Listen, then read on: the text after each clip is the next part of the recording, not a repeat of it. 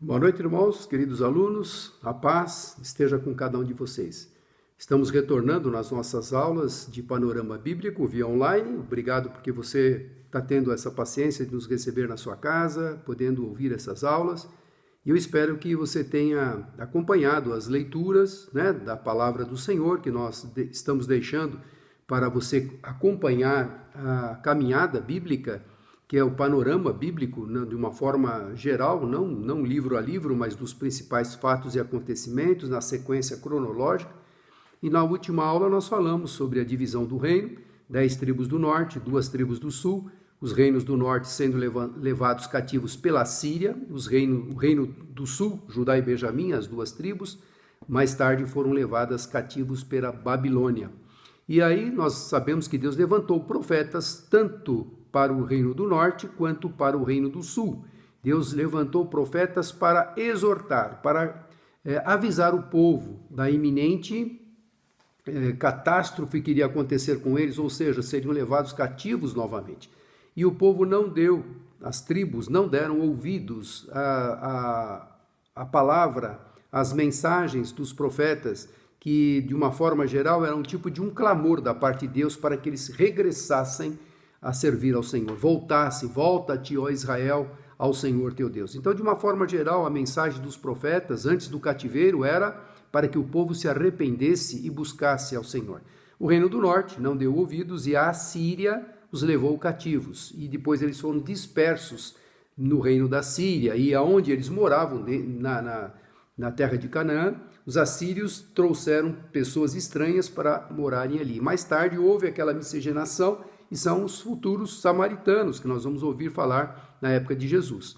E o reino do sul, Judá e Benjamim, 135 anos, cerca disso mais ou menos, eles foram levados cativos pela Babilônia. E poderiam ter aprendido a lição com seus irmãos do norte, que não ouviram a mensagem dos profetas, foram levados cativos. O reino do sul também não ouviu, e Deus levantou vários profetas falando da iminente escravidão que estava por vir.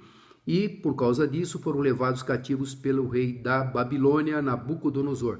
Lembramos bem também que Deus revelou a este rei, Nabucodonosor, o futuro da humanidade, ou seja, as futuras grandes potências mundiais que passariam a entrar no cenário mundial. Como a Babilônia era uma grande potência mundial, na época em que ela sitiou Jerusalém e levou cativo para Jerusalém o povo judeu, como depois vinham os medos e persas, e depois os medos e persas, os gregos, depois os romanos.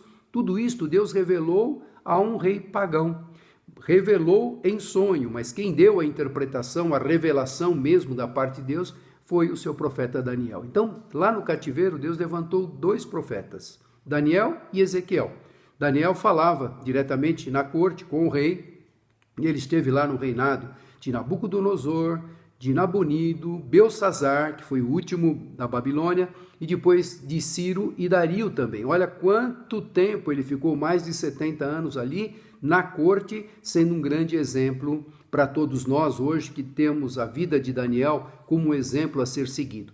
E Deus permitiu então agora que os médios e persas tomassem a Babilônia, como tinha sido previsto através daquele sonho que Deus havia dado a Nabucodonosor, revelado por Daniel. E os médios e persas, de uma forma geral, foram bons para o povo judeu. Eles permitiram que o povo voltasse da Babilônia para Jerusalém. Então, você vai ver no livro de Esdras, todo o livro de Esdras conta toda essa história do decreto de Ciro, lá no capítulo 1, permitindo o regresso do povo judeu para Israel, para reconstruir o templo.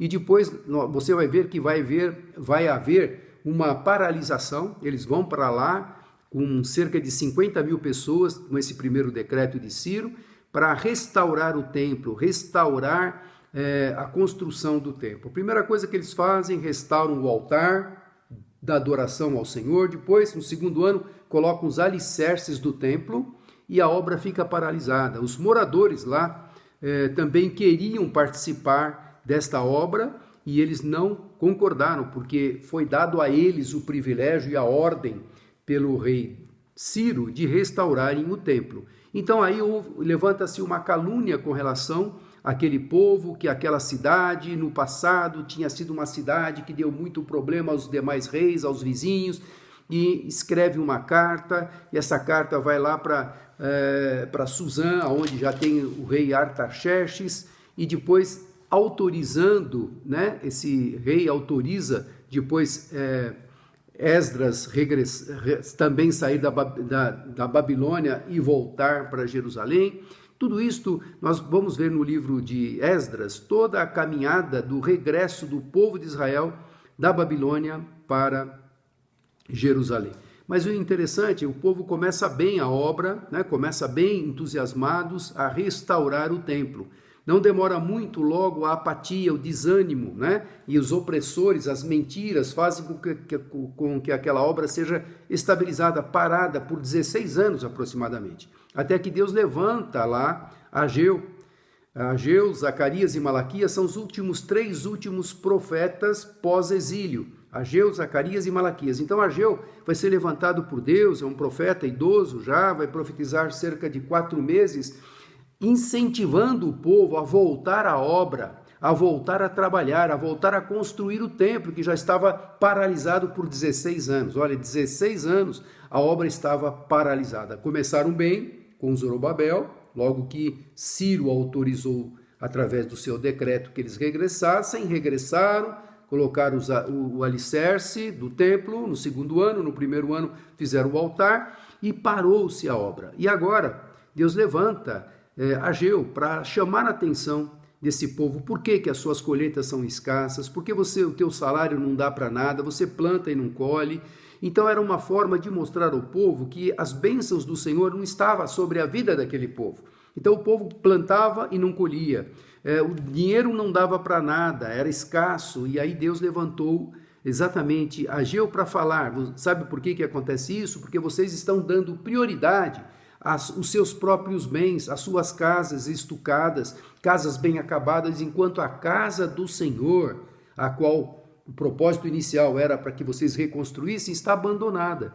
Então Deus levanta o profeta Ageu para mostrar para o povo que aquilo que eles estão passando miséria é fruto da desobediência, do comodismo, de não levar avante a obra do Senhor.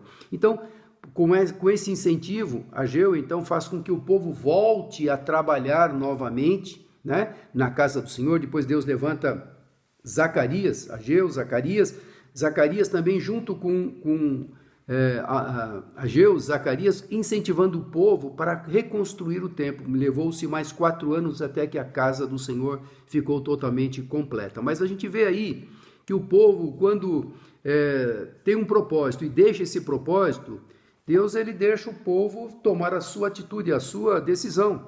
Mas Deus também tem a sua forma de mostrar a sua indignação. E a forma que mostrou aquele povo que o povo não prosperava, as suas colheitas não eram fartas, plantava muito e colhia-se pouco, o dinheiro não dava para nada. Então Deus estava dando um recado para aquele povo: passe a priorizar a minha obra, passe a priorizar aquilo pelo qual vocês vieram a fazer, e eu permiti que vocês saíssem desse cativeiro de 70 anos para exatamente restaurarem o meu templo, para que a minha glória esteja ali, para que a minha presença esteja no meio de vocês, para que vocês possam cultuar-me novamente. Então, Deus tem as suas formas de tocar, e hoje não é diferente. A gente pode ver o quanto Deus levanta servos e servas para ministrarem a palavra é revelada, a maior revelação que nós temos hoje, a maior profecia está aqui na palavra do Senhor, que está revelada, e hoje nós estamos nos últimos dias que estão sendo cumpridos esta palavra. Então nós podemos ver quantas recomendações, quantas exortações hoje o Senhor nos dá também. Temos que estar atentos naquilo que o Senhor está falando com o povo. E nós estamos vendo essa pandemia toda aí, Deus também mostrando a sua indignação com a apostasia em que há o povo. A Europa apóstata, a Oceania, na América também. Então nós temos que entender, Deus tem as suas formas de chamar a atenção do povo, para que o povo volte-se a Ele.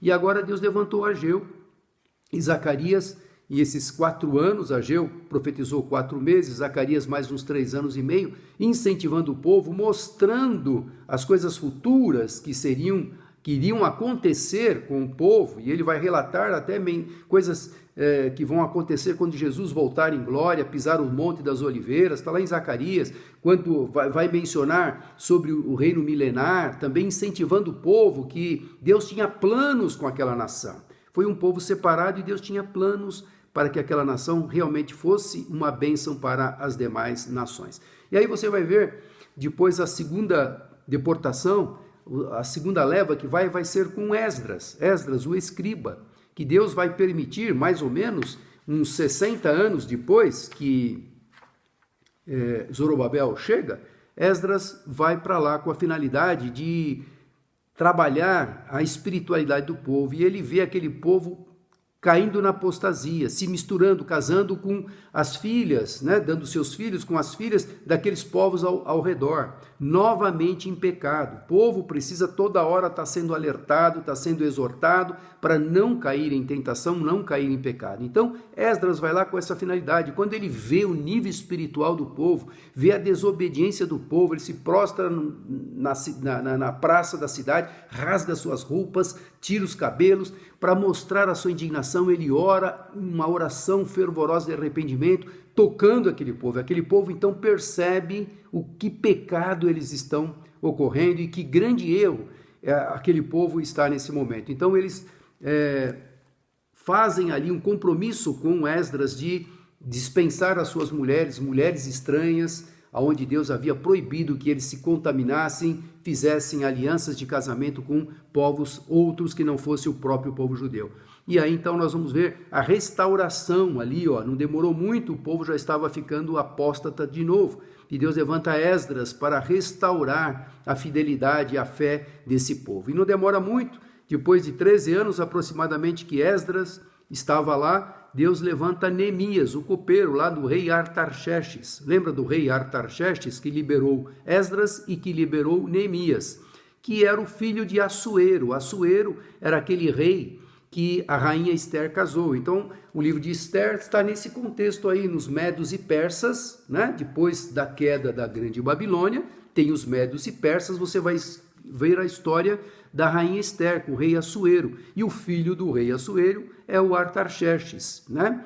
E o rei Assuero é o Xerxes, e o filho dele, Artaxerxes, é aquele que liberou Esdras para voltar, né? E também Neemias, depois de 13 anos aproximadamente que Esdras já estava lá em Jerusalém, autoriza que Neemias regresse também para restaurar os muros. Olha, já 70 e poucos anos tinham se passado desde a primeira deportação, desde o primeiro decreto que Ciro autorizou o povo a regressar. 70 anos, mais de 70 anos havia se passado, nem os muros da cidade haviam sido reerguidos, haviam sido reconstruídos, porque a cidade tinha sido queimada a fogo, né? O templo queimado a fogo, os muros derrubados no tempo lá de Nabucodonosor, 70 anos antes, né, da saída do povo, 70 anos, o povo ficou lá com a cidade queimada, os muros derrubados, e agora passaram-se mais 70 anos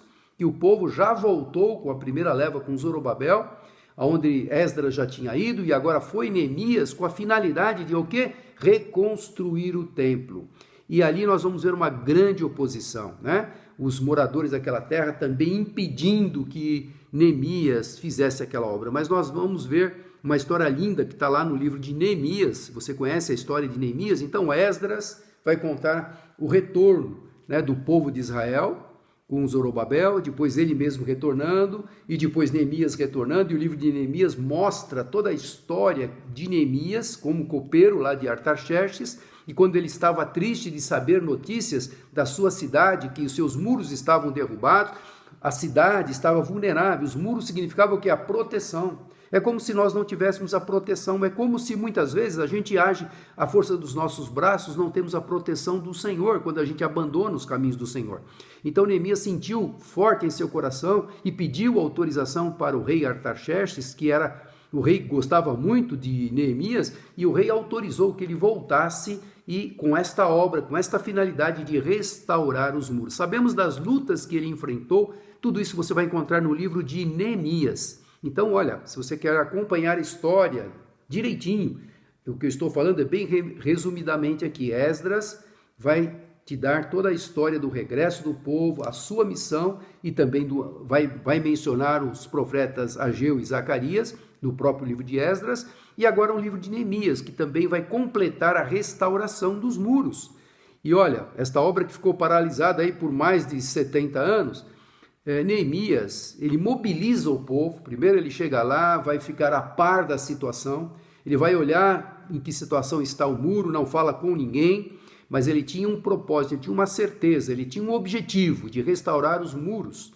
E ele mobiliza as famílias, reparte as famílias, para que cada um pegue um pedaço e que possa, então, aquela grande obra ser feita, edificando os muros de Jerusalém. E quando ele começa a obra, vem os opositores, Sanbalate, Tobias, que são mencionados ali no livro de Neemias como opositores, querendo proibir a proteção daquela cidade. Queriam que a cidade ficasse vulnerável, que aquela cidade nunca mais se reerguesse como ela tinha sido uma grande cidade poderosa no passado, onde a presença do Senhor estava ali, o povo de Israel era imbatível, mas agora a cidade estava destruída e ainda não tinha sido reconstruídos os muros. Então, Neemias vem com esta finalidade de reconstruir os muros, a proteção da cidade.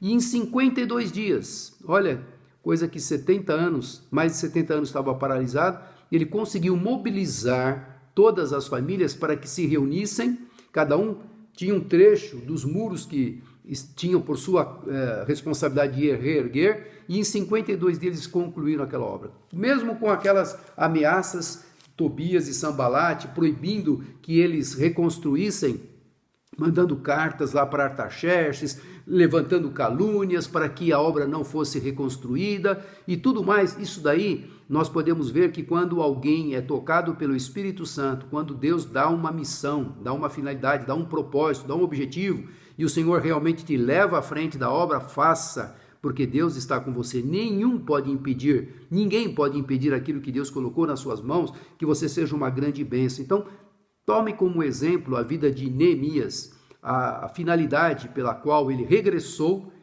para reconstruir os muros e como Deus usou poderosamente. Então, aqueles acusadores chamaram ele várias vezes, por 5 vezes, mandando cartas, querendo que ele largasse aquela obra e viesse conversar com eles. E ele deixa claro: não vou largar o que estou fazendo uma grande obra. E não parou, não olhou para as coisas. E às vezes o mundo, ele nos chama, as atenções do mundo, as coisas que acontecem ao nosso redor, nos chamam a atenção, nos desviando dos caminhos, do propósito pelo qual o Senhor nos chamou também. Então, cuidado, são exemplos que nós podemos tirar para nós, mais uma vez falando, a história de Israel não é simplesmente uma história, mas é algo que hoje acontece nos nossos dias. Se nós não observarmos atentamente as instruções, as recomendações que o Senhor nos deu, a gente também pode recorrer nesse grande erro de cair e se desviar e paralisar aquilo que o Senhor colocou nas nossas mãos. Então, cuidado com as ciladas que o inimigo arma contra a gente.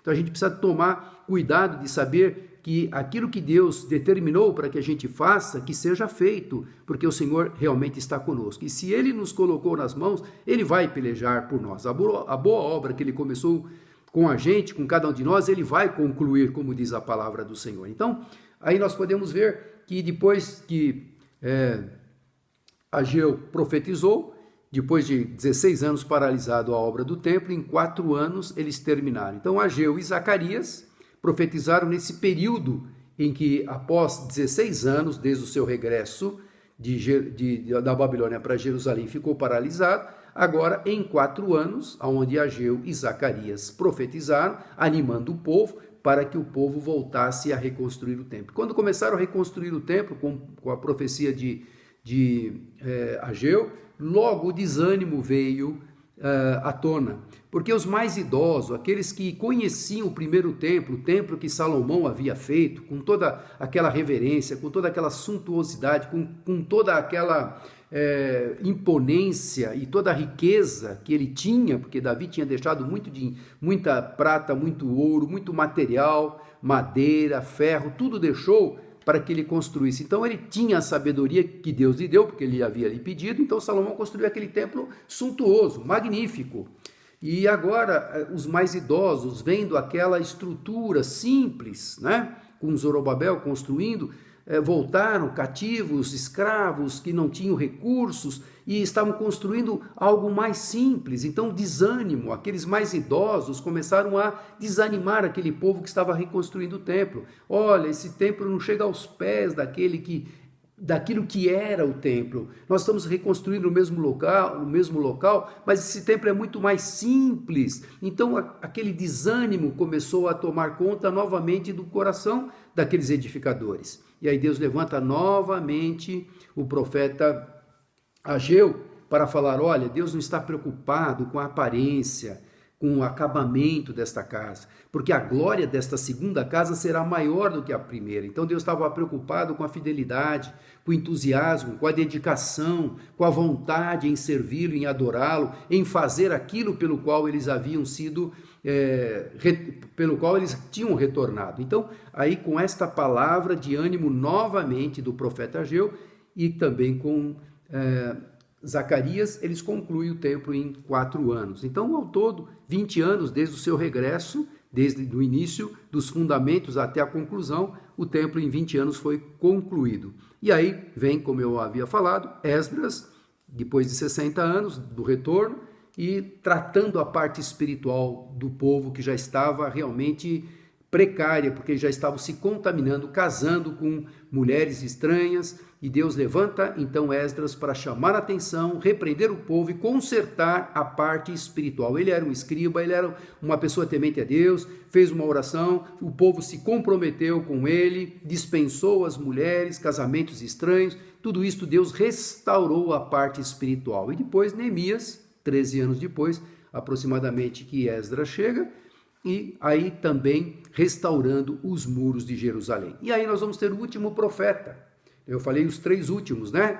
Profetas pós-exílio, Ageu, Zacarias e Malaquias. Ageu e Zacarias profetizaram nos Ageu 4 meses e Zacarias 3 anos e meio. Então, praticamente os 4 anos, né, que eles regressaram, os 4 anos iniciais, Deus levantou esses profetas Ageu e Zacarias. E depois nós vamos ver Malaquias. Ageu e Zacarias profetizaram, depois de 16 anos que eles estavam lá, não os 4 anos iniciais. Depois de 16 anos, primeiro eles colocaram os alicerces e também o templo, o altar, os alicerces ficaram paralisados 16 anos, e depois que Deus levanta Ageu e Zacarias, os últimos 4 anos desses 20 anos iniciais é que Ageu e Zacarias profetizam, e aí fazendo com que a obra seja concluída. Depois, então, de 60 anos, aproximadamente, vem Esdras, e depois de 13 anos, ao todo uns 73 anos, desde a primeira deportação com Zorobabel, da Babilônia para Jerusalém, aí vem Neemias restaurando os muros. E aí, nós vamos ter o último profeta, que é Malaquias. E olha que coisa interessante, depois que Esdras veio, depois que Neemias também fez a obra, agora o povo está com a cidade protegida, está amparado, os muros levantados, o templo já concluído. E o que acontece quando tudo vai bem? O que acontece quando há segurança, a paz, a prosperidade?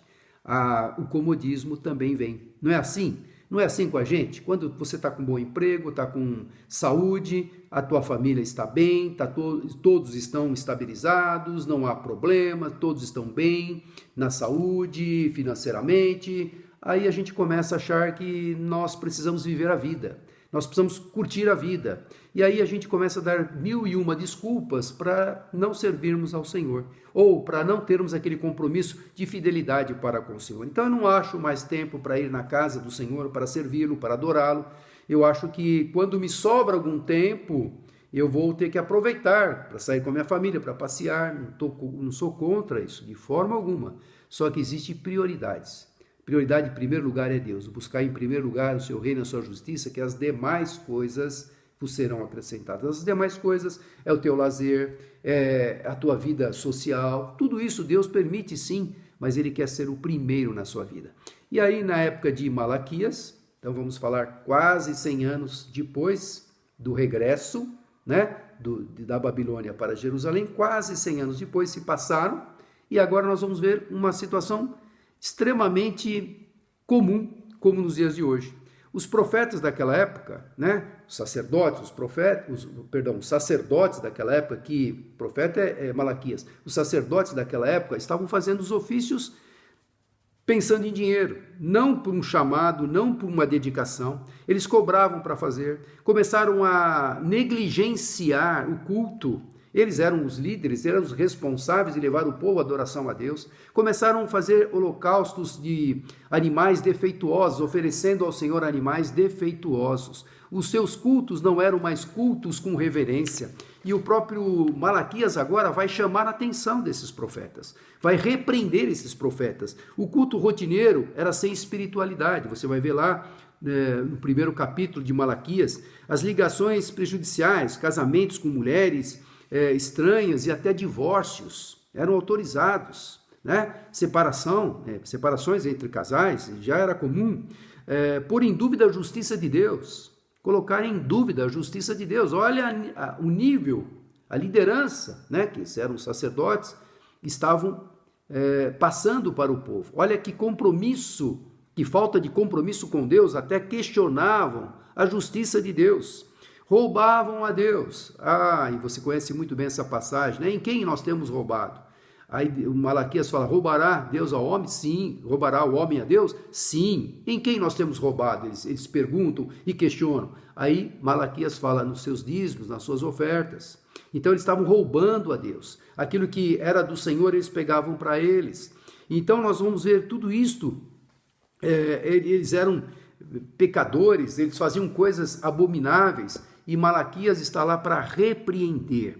E é bem isso que nós vemos nos nossos dias de hoje. As pessoas hoje interessadas somente na rentabilidade, não na espiritualidade, pregar um evangelho de comodismo, não naquilo que a palavra exorta e nos ensina a pregar. Então tudo isso também podemos ver nos dias de hoje. Olha como a história se repete. Estamos falando ali, agora, 400 anos antes de Cristo, né, que foi o último profeta Malaquias. Aí nós vamos ter um período de 400 anos, é um período de silêncio, um período onde a palavra, Deus não vai levantar um profeta para exortar o povo, como ele levantou 17 profetas, né, profetas maiores e profetas menores, tanto para o reino do norte quanto o reino do sul, que exortaram o povo antes do exílio, que exortaram o povo dentro do cativeiro babilônico, e que agora exortaram o povo após o retorno da Babilônia para Jerusalém, que eram os três últimos, Ageu, Zacarias e Malaquias. Então Deus levantou profetas antes do exílio,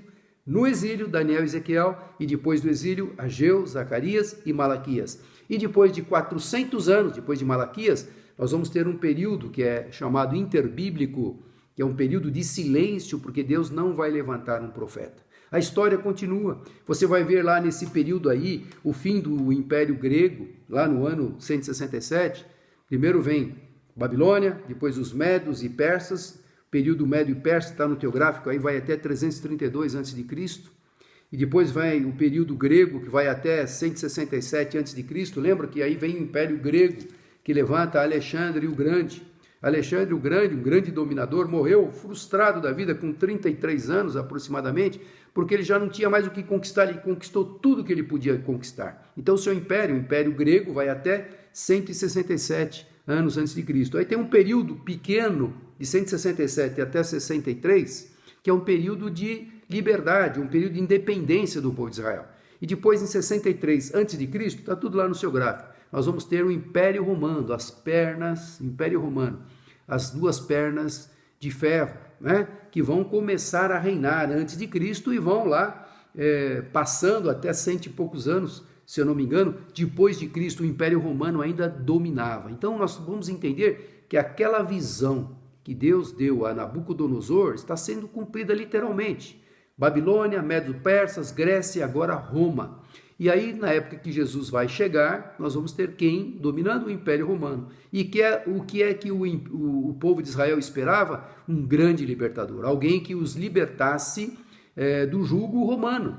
Porque eles esperavam o seu Messias, o Rei dos Reis, o Messias prometido, o nosso libertador. E aí, nesse período de 400 anos, desde o último profeta Malaquias até João Batista, que é o precursor, aquele que vai falar antes de Jesus, vai anunciar o arrependimento, Antes que Jesus venha exercer o seu ministério terreno, esse período de silêncio, Deus não levantou um profeta. Todo o tempo Deus estava levantando pessoas, profetas, que falavam da sua parte, da parte de Deus para os homens. Mas esse período de silêncio, Deus não levantou. E você vê aí no teu gráfico, nós temos também alguns apontamentos desse período interbíblico.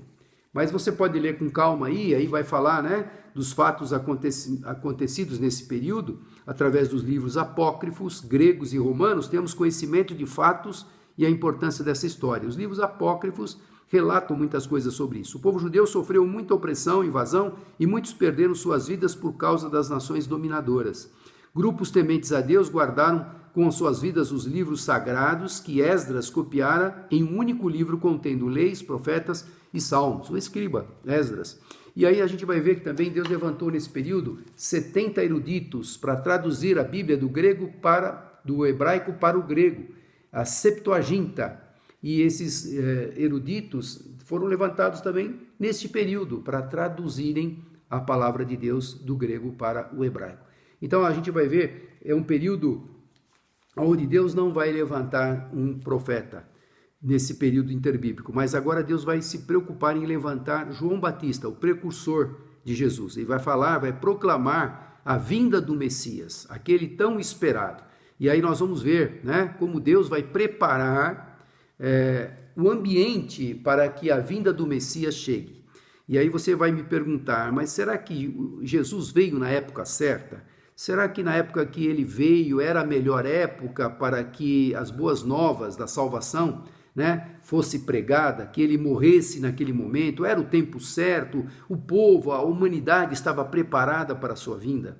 Lá em Gálatas 4,4 fala, né, que na plenitude dos tempos, ou seja, na plenitude, no tempo certo, no tempo ideal, no tempo maduro, Deus enviou o seu filho nascido de mulher. Então nós podemos entender que Deus teve o tempo certinho de mandar Jesus a este mundo para morrer por nós, para salvar a humanidade, e ele veio para os seus, que era o povo judeu. Toda essa história de 4.000 anos, estamos falando desde Abraão até Malaquias aí, né? E passando aí os mais 400 anos de silêncio, dá 4.000 anos até a vinda do Messias. Esse período de quase 4.000 anos, né, antes da vinda do Messias, Deus tratando com o povo.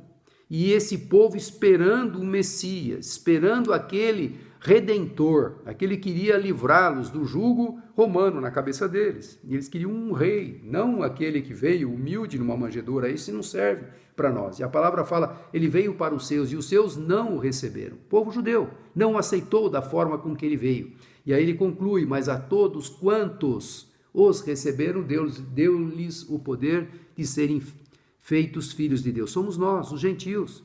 Então aí nós vamos ver a partir de Jesus para cá, Jesus dando também a oportunidade para o povo, seu povo, de recebê-lo como Senhor e Salvador. Você vai ver quanta oposição ele enfrentou nos seus dias, quanto Jesus pregava lá nas sinagogas, no templo, e quanto ele foi perseguido, e quantas vezes os judeus queriam matá-lo pela sua mensagem, pelo desafio, porque ele desafiava a lei, porque ele não veio revogar a lei, ele cumpriu a lei. E muitos dos seus milagres ele fazia aos sábados, mostrando que o homem é o Senhor dos sábados, ele era o Senhor dos sábados, o Filho do Homem era o Senhor dos sábados. Então ele estava mostrando que ele veio cumprir a lei, ele provava ao povo todas as profecias que se referiam a ele estavam sendo cumpridas na pessoa dele. Então o povo que conhecia a história, a sua história, o povo judeu, que foi um povo separado, quando Jesus veio não aceitar. Mas o próprio Senhor Deus preparou 4 evangelistas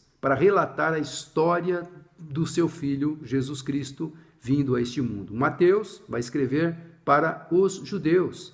Depois, Marcos vai escrever especificamente para o povo que está dominando, que é o Império Romano.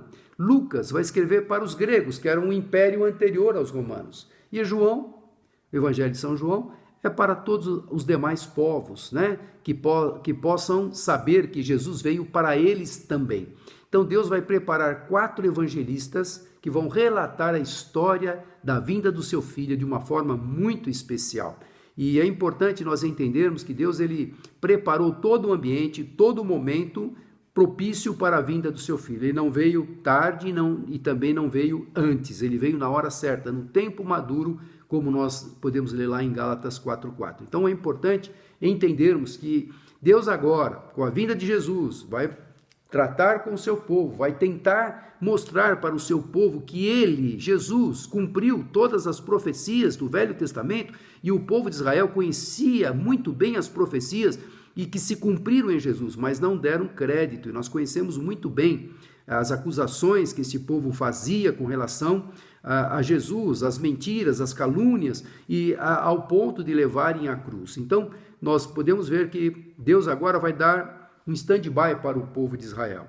O povo de Israel agora, por não aceitarem o Senhor Jesus, eles vão ficar em stand-by por 2000 anos que já se passaram de Jesus para cá. E Deus agora então permite aos gentios, que somos nós, um povo também pela fé, e somos aquele povo que somos filhos de Abraão pela fé, e agora nós vamos ter também a oportunidade de sermos salvos, de aceitarmos as boas novas de salvação, o evangelho que estará sendo pregado agora para os gentios. E aí você vai ver o desenvolvimento, eu vou falar isso na próxima aula, o desenvolvimento da igreja cristã, vindo com os evangelhos. Eu vou explicar um pouquinho mais sobre a vinda dos 4 evangelistas, para o que cada um escreveu para os povos, né? Para a forma com que cada um identifica Jesus como Senhor e Salvador, e também o desenvolvimento da igreja cristã, ou seja, todos esses 2000 anos que já se passaram, o crescimento da igreja cristã, desde a sua perseguição, com a morte e ascensão do Senhor, e o ministério dos profetas, dos apóstolos, não profetas, dos apóstolos, e Deus levantando ali pessoas para que a sua mensagem seja propagada aos gentios por esses 2000 anos. 4000 anos, Deus tratou com o povo de Israel. Agora Deus deu um stand-by com o povo de Israel e está tratando com os gentios. E quando o Senhor voltar, né, no arrebatamento, vamos ter aqui a grande tribulação. Deus vai voltar a tratar com o seu povo, o povo de Israel, na grande tribulação. E a grande tribulação é a última semana da revelação que Deus deu a Daniel. E nós vamos falar sobre a grande tribulação, 7 anos, né? Há uma semana de 7 anos, não de dias, que Deus revelou a Daniel. Então, Daniel é um livro profético, é um livro de profecias do Velho Testamento, como o livro de Apocalipse é o livro das profecias, das revelações que nós teremos nos finais dos tempos, escatologia, que nós estaremos abordando também. Então, na próxima aula, não perca, nós estaremos comentando, então, sobre a vinda de Jesus, sobre como a preocupação que Deus teve em separar 4 evangelistas, para quem eles escreveram, como eles destacaram o seu filho Jesus, o Messias, e depois também o desenvolvimento da igreja cristã nesse período de quase já, né, mais de 2000 anos, não quase, mais de 2000 anos que o Senhor já veio. Curva a sua cabeça, vamos agradecer a Deus por esse tempo, e você pode então, acompanhando as leituras, aqueles livros que eu estou pedindo, e na matéria de hoje, se você quiser saber na íntegra, é o livro de Esdras e Neemias, e Esther vai falar também um período, né, do rei Assuero, que é bem esse período onde nós estamos mencionando o regresso do povo de Israel da Babilônia para Jerusalém, tá bom? Isso é para você saber a sequência dos principais fatos e acontecimentos que nós nos propomos a passar para você como princípio da nossa matéria. Curva a sua cabeça. Senhor, obrigado por esse tempo que o Senhor nos deu, de mais uma vez estarmos aprendendo um pouquinho mais da Tua palavra. Que cada aluno, Senhor, possa ter, ó Deus, do Senhor, a sabedoria, o discernimento, a orientação, aquilo que eu não pude transmitir, que o Senhor, através do Teu Espírito Santo, esteja acrescentando, através da leitura da Tua palavra. Eu sei que eles poderão acompanhar, ó Deus, estudando, interessados em saber aquilo que o Senhor deixou e revelou para cada um de nós. Esteja abençoando a vida de cada um com as suas famílias, é o que eu te peço em nome de Jesus. Amém. Foi um prazer estar com você. Até a próxima aula, querendo Deus. Deus te abençoe.